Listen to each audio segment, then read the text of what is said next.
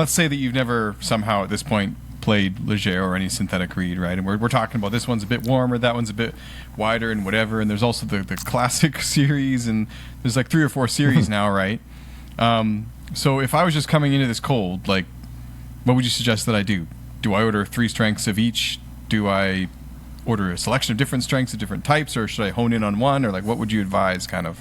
I would, at this point, it's, I think I would advise to try the European cut and the French cut to see which one of those is producing the sound that you like, and then dive deeper into the strength that works. You know, we have a strength chart that you can use to kind of find the thing that works in comparison to your preferred cane brand of choice, and then go from there. You can also just reach out to us, and we're happy to give you recommendations for what you should try based on what you're playing now. You know, between the French cut and the European cuts, that's generally where we would start a player off at, and picking the strength that is comparable to their current cane offering.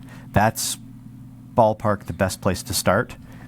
And we're fortunate, you know, our exchange program says, hi, you can just use our exchanges and find the one by dialing it in and getting the right strength that you need. You know, we send a few reads there and back, and we sort it out. It's not a demanding process, and it's absolutely worthwhile. How does that work then? So if I buy a reed, like it's about $40, I think it's Canadian, not sure what it is US. But so if I were to buy, let's say 3, I find I really like the strength 3.25, I could return the other 2 and you'd send out 2 new ones, or how does that? So it's an exchange. So whatever you have bought, you're allowed to fill out our exchange form at www.leger.com/exchanges and fill out the request to swap a reed for a different reed.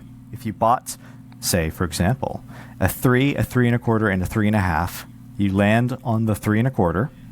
Now you have this 3 and this 3 1/2.